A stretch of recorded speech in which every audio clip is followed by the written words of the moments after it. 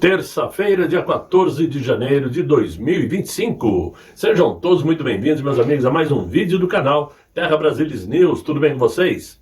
Desejo que sim. Acredito que estamos todos na grande expectativa se Jair Bolsonaro irá ou não irá para os Estados Unidos. Ele vai viajar ou não vai?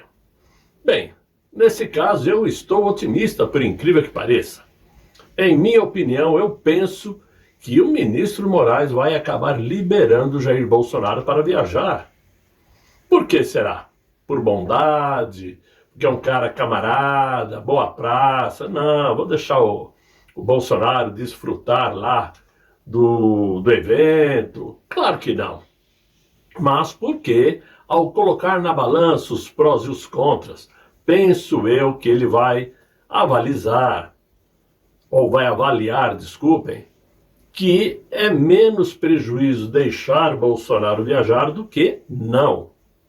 Ora, eu já falei sobre isso mais ou menos no vídeo de ontem, e reforço hoje que impedir que o Bolsonaro viaje só vai reforçar duas coisas. Primeiro, que ele vai estar aumentando a sua péssima história, a fama que ele já adquiriu dentro dos Estados Unidos para o novo governo americano. Todos lá já sabem o que está acontecendo no Brasil, as atitudes arbitrárias do ministro Moraes. Portanto, eu não creio que ele vai querer aumentar este ranço com o novo presidente americano, Donald Trump. Segundo, porque eu acredito que seria muito ruim dizer que não deixou o Bolsonaro viajar por risco de fuga. Ora, nós sabemos perfeitamente que se o nosso ex-presidente quisesse de fato sair do país, ele poderia ter saído há muito tempo. Quando foi aos Estados Unidos não teria voltado. Quando foi na posse de Milei não teria voltado. E se quisesse, era só atravessar as fronteiras secas do Brasil. Portanto, esse risco não existe. Se não existe o risco de fuga, por que então não deixar viajar? Então eu acredito que, colocando na balança, ele vai preferir liberar essa viagem. É o que eu penso. Até porque que está negócio, deixando ou não deixando viajar. O que interessa é que o mandatário brasileiro da atualidade não foi convidado por Donald Trump. O convite que chegou ao Brasil é aquele convite protocolar de país para país, mas não convite nominal ao nome do presidente brasileiro. Não. Tanto é que o atual mandatário, o atual inquilino do Palácio do Planalto já avisou que quem irá na posse será a embaixadora brasileira lá de Washington. Simples assim. Então é o seguinte, as coisas estão tão ruins no Brasil que tudo eles usam para tirar a atenção, tirar do foco do péssimo governo que está acontecendo.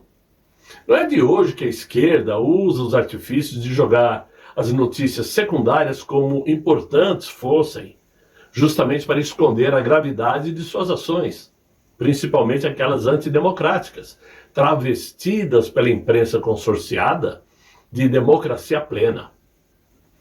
Olha só que no prazo aí de uma semana mais ou menos, veio a público, mesmo de forma muito acanhada, aquela informação de que um projeto de lei, a de número 48 de 2015, de autoria do deputado Reginaldo Lopes, que determina que a utilização de dinheiro em espécie para transações financeiras seja proibida. Eu até comentei sobre isso, acho que anteontem. Um projeto que também permite a posse de cédulas apenas para fins de registro histórico, voltou à pauta do governo. Veja só, é um projeto de 2015 que estava escondido, mas agora voltou à pauta no atual governo do economista Fernando Haddad, aquele economista por tabela, né? Cursinho por telefone, deve ser mais ou menos isso. Ora, esta atitude mostra o interesse do governo em realmente trabalhar contra a população e alimenta outra informação ainda não confirmada, mas que está rodando nos bastidores, de que o governo quer limitar em R$ 2.000 mensais o saque nos bancos, com a justificativa de evitar a evasão fiscal. Ou seja, nenhum cidadão poderá sacar mais de R$ 2.000 por mês de sua conta bancária. Ou seja, o dinheiro da pessoa não é mais dele, pertence ao Banco Central. É mais ou menos isso que eu entendo. E temos uma outra informação que já está correndo aí nos bastidores de Brasília, que também não está confirmada, mas quando surge o zum, zum, zum, pode esperar que vem coisa, que é aquela que o governo pretende cobrar uma taxa ambiental para veículos com mais de 20 anos de vida. Vejam só, eles aprovaram no Congresso Nacional a isenção do IPVA para os veículos com mais de 20 anos de vida. Mas agora querem implementar aí uma taxa ambiental. É uma forma de arrancar dinheiro dos mais pobres de qualquer maneira. Mesmo ainda não tendo sido confirmado, essas informações combinam perfeitamente com a tese do governo de querer impedir grandes transações ou saques que justifiquem a fuga de capitais do Brasil. E principalmente a tese de que precisam aumentar a arrecadação a qualquer custo para fechar suas contas. E, obviamente, quem paga com isso é a classe mais pobre. Aquela que, direto ou indiretamente, acabou fazendo o L, né? Muito bem. A má gestão econômica é a grande culpada por todas essas ações impopulares. E ela pode ir além de um simples erro administrativo. Pode ser uma tática para desestabilizar a ordem constitucional e estabelecer um regime autoritário. Um dos métodos mais sutis para isto é a dominância fiscal. E o que ocorre aí, evidentemente, quando o governo coloca suas próprias despesas acima da estabilidade econômica. Ou seja, parar de gastar eles não querem. Querem viajar à vontade, né? E o resultado disto é um descontrole da inflação. Nesse cenário, o governo acumula déficits que são insustentáveis e busca o apoio do Banco Central para cobrir seus gastos, geralmente através da emissão de moedas. Essa prática provoca a desvalorização da moeda, diminui o poder de compra da população mais pobre, evidentemente, e acaba com a confiança no sistema econômico. O resultado é uma espiral inflacionária que desorganiza a economia e fomenta o caos social. Veja o caso do Pix, por exemplo.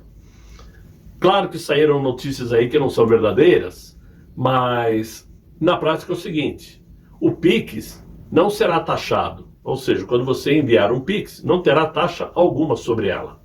E quando você receber, também não terá. Mas o que acontece é que o governo quer que o Banco Central informe a Receita Federal quando suas movimentações financeiras, e entre elas o Pix e gastos com cartão de crédito, somem R$ 5.000. Aí o Banco Central vai informar para a Receita Federal: olha, o Paulo Alves gastou mais de R$ 5.000. E nós estamos falando não de gastos do Paulo Alves, estamos falando da movimentação financeira. Eu gastei 2.500 e recebi 2.550, por exemplo. Deu mais de 5.000. Aí o que acontece no final do ano? Eu vou fazer minha declaração de imposto de renda.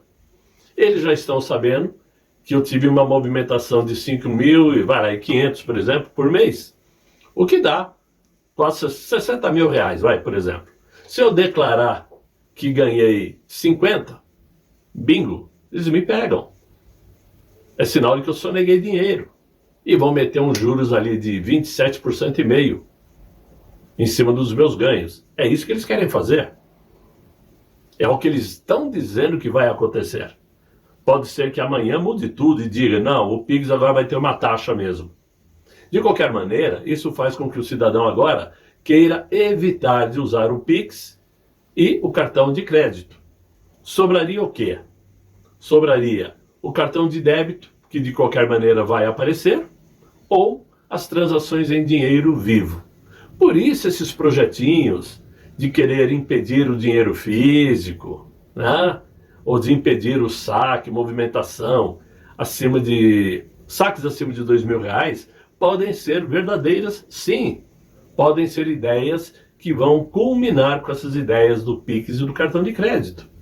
Nesse governo a gente não pode duvidar de nada, muito pelo contrário. Claro que tudo isso que vem acontecendo no Brasil está na contramão do que ocorria no governo de Jair Messias Bolsonaro, que priorizava o crescimento econômico para promover o bem-estar da população. Para alcançar esse objetivo, algumas diretrizes fundamentais foram seguidas no governo de Jair Bolsonaro. Inicialmente, o governo anterior procurava a estabilidade fiscal, que é o pilar essencial para se manter o equilíbrio nas contas públicas. O equilíbrio entre receita e despesa. Você não pode gastar mais do que ganha. É assim em qualquer família. Se você gasta mais do que ganha, você vai ficar em dívida. As contas não vão fechar. E o governo anterior, quando deixou o governo, deixou lá mais de 50 bilhões de reais no caixa. Ou seja, um superávit. Isso ajudou, evidentemente, a evitar déficits que podiam comprometer a confiança no sistema econômico. Sistema econômico muito bem trabalhado por Paulo Guedes. Os investimentos no governo passado em infraestrutura também se destacaram como uma prioridade. A construção e melhoria em transportes, energia, tecnologia facilitaram o comércio e aprimoraram a qualidade de vida dos cidadãos. E isso tudo ajudou a impulsionar a economia. Outro aspecto vital foi o foco na educação e na capacitação profissional, que ajudou a garantir a força de trabalho para muitos jovens que ficaram preparados para assumir seu primeiro emprego, por exemplo, né? Deixaram os jovens prontos para encarar a demanda no mercado. Junto isto, o incentivo à inovação e tecnologia foi parte da estratégia governamental de Jair Bolsonaro, apoiando startups e empresas que ofereciam soluções e inovações, né? Principalmente inovações para problemas econômicos. Então, quando nós comparamos o atual governo para o governo anterior, é uma diferença absurda. É a diferença do sol do dia para a lua da noite. Não tem como comparar. Então esse governo, o que ele faz? Fica lançando informações para movimentar o mercado jornalístico e com isso esconde-se coisas que vão acontecer no dia a dia lá em Brasília. Foi assim com a informação do Pix, que causou. Tem sido assim com essa notícia de se Alexandre de Moraes vai liberar a viagem de Jair Bolsonaro ou não. Assim como ontem saíram as notícias novamente das joias árabes recebidas por Jair Bolsonaro, que ele tentou vender nos Estados Unidos, e a imprensa já deu isso como manchete. E tudo isso vai escondendo o que de fato vai acontecer no Brasil. Mas verdade é que eles estão em apuros, principalmente depois que o Mark Zuckerberg disse que vai acabar com os checadores de fatos. E aí vem a AGU, que não é absolutamente nada dentro da instituição jurídica do Brasil, ela simplesmente é a Advocacia Geral da União, e deu ali um prazo para que Mark Zuckerberg respondesse quando isso vai acontecer e como vai acontecer. Mark Zuckerberg ou seus advogados foram educados ao dizer que a decisão de Zuckerberg era apenas para os Estados Unidos. Mas poderia ter dito o seguinte: ô Xarope, você não viu o vídeo que eu gravei? Eu citei que isso iria acontecer no Brasil? Eu não citei país algum. Eu estava falando dos Estados Unidos.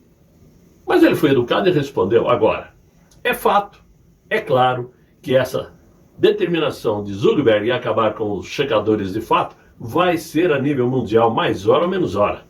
E o governo brasileiro novamente vai querer chamar o todo-poderoso ministro para lacrar em cima de Zuckerberg. Vocês acham que isso vai dar certo quando agora sabemos que o novo governo americano está nas mãos de Donald Trump? Claro que não.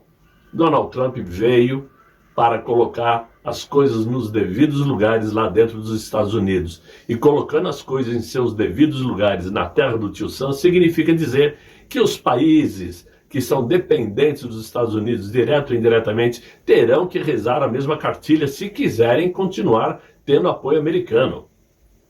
Não pensem que o Brasil tem poder comercial de encarar os Estados Unidos. Nem comercial, nem tecnológico, muito menos militar.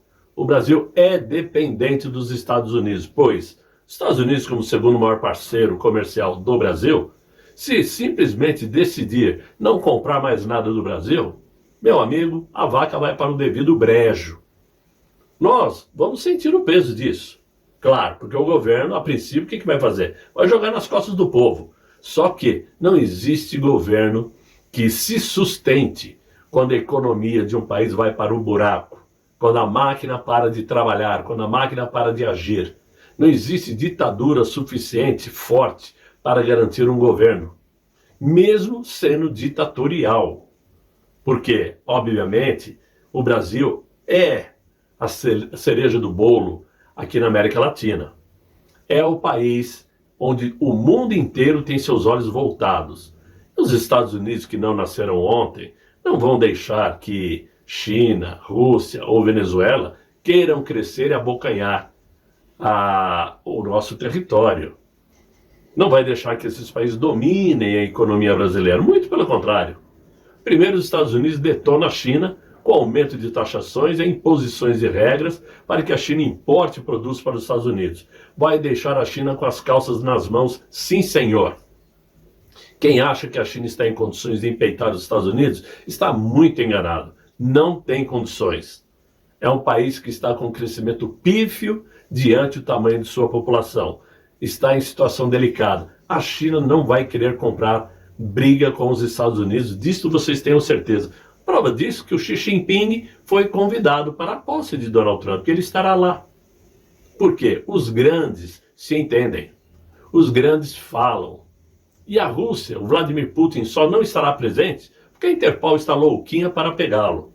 Senão estaria por lá também. Então não é o Brasil que vai encarar e que vai empeitar.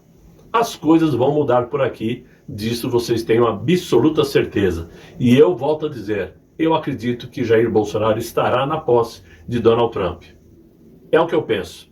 Espero que vocês acreditem nisso também e espero principalmente que vocês tenham gostado desse vídeo. Se gostaram, deixa aí o like, se inscreva no canal, né? Deem uma força ao Terra Brasilis News, não deixem o canal morrer, e eu falo assim porque evidentemente, se não tiver audiência o canal vai morrer, evidentemente, né? Trabalhar de graça é muito difícil, é complicado demais. Então, por hora, o que eu quero é que vocês deixem os likes, se inscrevam no canal, chamem os amigos para me acompanhar e tenham aí um excelente final de noite, muito bom descanso e até amanhã, se Deus quiser. Fiquem todos muito bem, fiquem com Deus. Tchau, tchau.